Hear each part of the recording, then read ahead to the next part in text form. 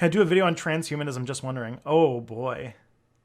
I kind of would love to, because I was that would be a very good video idea, because I was really into transhumanism when I was like in my late teens, early 20s. And I have changed my position a lot on transhumanism over my 20s, and now I'm in my 30s. So, didn't Churchill say something about being a transhumanist as a youth and an egoist when you're older? Oh boy. Yeah. Most of my change in thinking about transhumanism is that it is a lot of transhumanist statements come from a overly optimistic idea of how our technology is going to progress, and that a lot of the thing, it feels very like, especially people who really talk about stuff like the singularity and stuff like that. What is transhumanism? Okay, yeah, I forgot. We should probably start with something a little bit more basic, because I just like walked into it. Not that it's like, okay, transhumanism is the idea that is the like, I wouldn't say it's like an ideology, but it's like an interest. It's an area of different types of stuff that's talking about it's about debating like what will happen with the connections between humans and advancing technology. So a transhumanist tends to be somebody who has an interest in developing new technologies that are developing right now that will drastically change the human experience. And a transhumanist would say that at some point we're going to pass a milestone of technological development that will result in what we are not really being considered a human being anymore. And then it goes into the questions more about like, well, what does it mean to be human, right? Like, what does it mean to be human if, say, there's a lot of very popular ones, but like, what does it mean to be human if, say, we genetically altered our species so much through genetic engineering to make ourselves stronger, faster, smarter, whatever, that at some point we ended up not really being humans anymore? What happens when what happens to our humanity when we do stuff like figure out how to upload our mind to a computer? Like, how do these things change who we are? But the problem with transhumanism is that a lot of people who are into it seem to be more interested in cheerleading technology and have I've argued almost messianic messianic belief in what technology will do for humanity. Like, a lot of people who are really into transhumanism will sort of disregard a lot of the problems that we have in our modern day age and propose technological solutions. And that includes things like dealing with climate change, but also dealing with the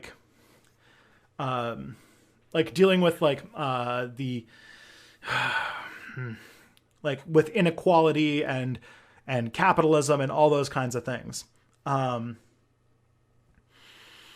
And so there's a lot to dig into. And also, the biggest thing that comes up, the biggest like conversation that one could have as when talking about transhumanism, really has to be having the talk about the eugenics like angle to it. Because a lot of transhumanists are big believers that we should use technology to not only help help people who have problems. Like, for example, like a person who is really into cybernetics not only thinks that we should use cybernetics to like help people who have lost eyesight, or help people who have like inventing a better wheelchair, like an exoskeleton type thing, so that people who can't walk have an easier time getting around and doing stuff.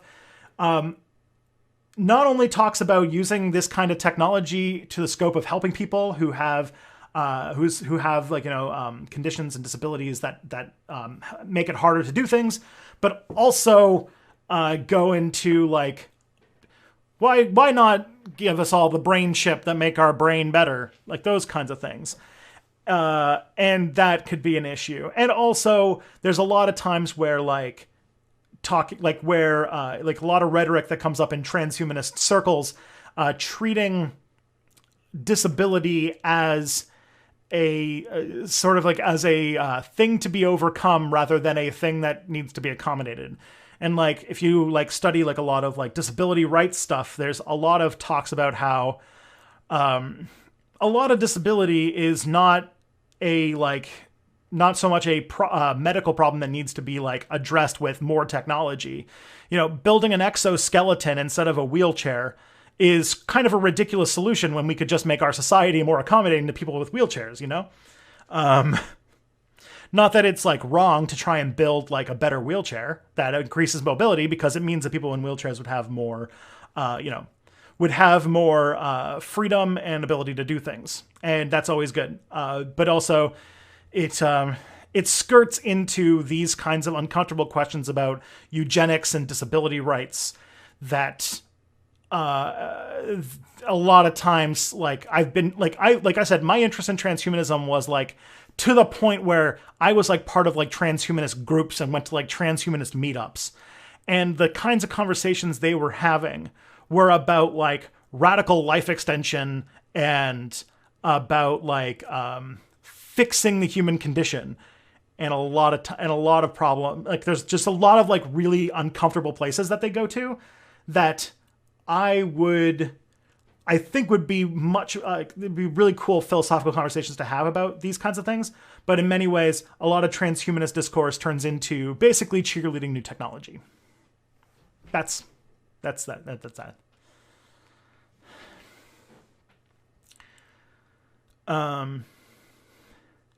This was also a long time ago. Like, keep in mind, this was like when I was in my late teens, early 20s.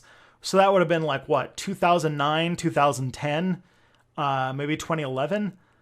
Probably even earlier than that, because it was before I moved to Quebec. So it was like more like 2007, 8, 9. So I would have been like, 18, 19, 20 years old. And that would... And so like that, so that kind of stuff would make me, I might have changed quite a bit since then. Stop making old people feel old. Oh boy. Yeah.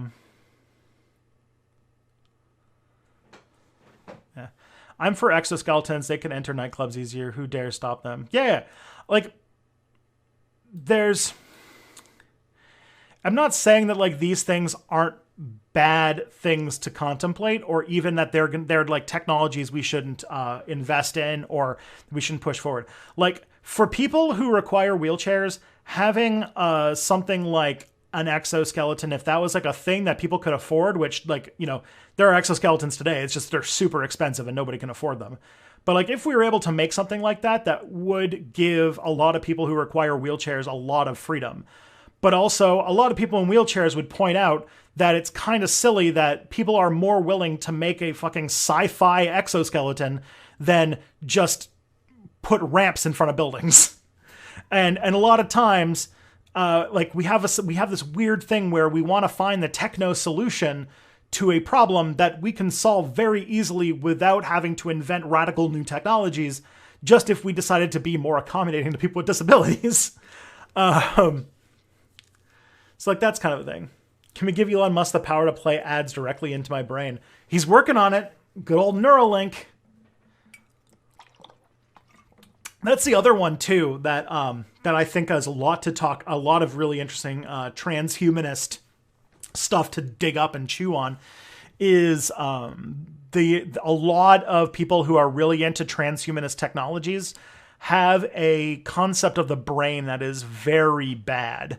There's still this idea of like the disembodied brain in transhumanist circles, because a lot of transhumanist technology like discussions have to do with things like memory uploading and about like radical life extension by like digitizing the brain, like, you know, doing a San Junipero, or by putting like a, you know, trying to put like a brain in your body and in a different body and stuff like that. And that kind of stuff is shows that we, like, they really don't understand the way that the brain works, because the human brain is the being somebody who's married to a psychologist and who has friends who are like neuroscientists and stuff like that. The more I learn about the brain, the more I know that we don't know fucking anything about how the brain works. And so, and also, like, there's this idea that, like, the technology we are, like, the idea that, like, we are within a lifetime of development of being able to, like, upload the brain, implies that we know way more about the brain than we actually do. The human brain connectome, like, we don't even know if we were to recreate the entire human brain, neuron by neuron, in a computer, which, by the way, would be, like, unimaginably hard. It, like the human brain is one of the, as far as we know, the human brain is the most complex thing in the universe at this point. And so, if we could find a way to replicate that in a computer and even have it run, we wouldn't know if that would even function, because we don't even know if our brain even works disconnected from the body. Really, we don't know. Like, we're just starting to get more of an idea that our brain is so, like, it's literally a part of our body. And our connections and our nerves and stuff like that have so many different things. Like, the fact that there's a nerve that goes from your stomach to your brain, and we're starting to find that ways that nerve gets stimulated has such huge effects on our mood and the way that we do things. And, like, we're so far from really understanding a lot of things. And so, yeah, it's a lot more, our brains are a lot more embodied and are a lot more complex than we think they are. And a lot of what we do know about the brain is mostly just that we kind of think that this part lights up under fMRIs when they do something. Like, there's, like, the amount that we really know about the architecture of the brain is overstated. And so that's why you can't really, like, at this point, it's not really possible to, like, upload a human brain. And we're pretty far away from doing it, because it's, every time we think we know something about the brain, it just gets more complicated. Can the body just simulate as well then? Possibly. But I feel like we're pretty far from that being the case in this, you know, our current situation, I guess is what I have to say. And so, like, a lot of the times, like, there's people like Ray Kurzweil, who is probably, like, the most popular, like, pop transhumanist.